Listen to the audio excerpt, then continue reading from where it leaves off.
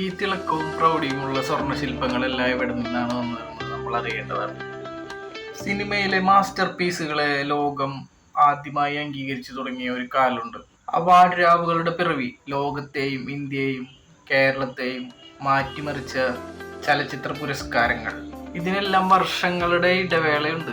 ലോകത്തിലെ ഏറ്റവും വലിയ അക്കാദമി അവാർഡ് അഥവാ ഓസ്കാർ ആദ്യമായി അരങ്ങേറിയത് 1929 മെയ് 16-നാണ്.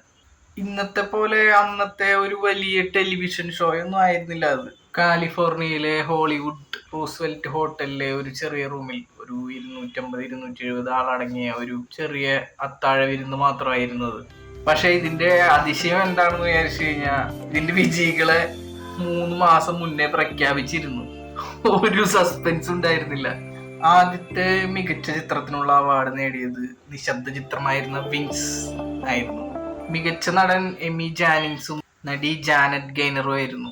ഇന്ന് നമ്മൾ കാണുന്ന ലോകോത്തര സിനിമ മാമാമുഖത്തിന്റെ പിറവി എന്ന് പറയുന്നത് അവിടെ നിന്നായിരുന്നു. ഇനി നമ്മുടെ ഇന്ത്യയിലോട്ട് വന്നു കഴിഞ്ഞാൽ സ്റ്റോറി ടെല്ലിംഗ്, കഥ പറയുന്നതിലെ അത്ഭുത വിസ്മയാണ് നമ്മുടെ ഇന്ത്യൻ സിനിമാ നിർമ്മാണത്തെ പ്രോത്സാഹിപ്പിക്കാൻ വേണ്ടിയിട്ട് അന്നത്തെ ഇന്ത്യൻ സർക്കാർ ദേശീയ ചലച്ചിത്ര അവാർഡുകൾ ഏർപ്പെടുത്തി.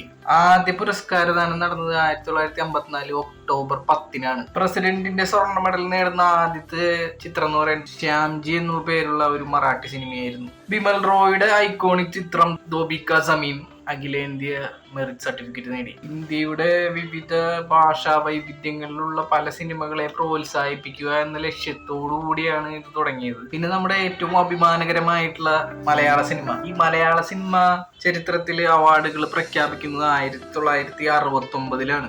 കേരള ചലച്ചിത്ര അവാർഡുകൾ പ്രഖ്യാപിക്കുന്നു. ആദ്യത്തെ മികച്ച ചിത്രത്തിനുള്ള അവാർഡ് കിട്ടുന്നത് കടൽപ്പാലം എന്ന സിനിമയാണ്. അതിൽ അഭിനയിച്ചത് നമുക്ക് എല്ലാവർക്കും പ്രിയപ്പെട്ട സത്യൻ മാഷായിരുന്നു. അതുപോലെ നടിക്കുള്ള അവാർഡ് കിട്ടുന്നത് ശാരദ, തുലാഭാരം എന്ന ചിത്രത്തിലെ പ്രകടനത്തിന്.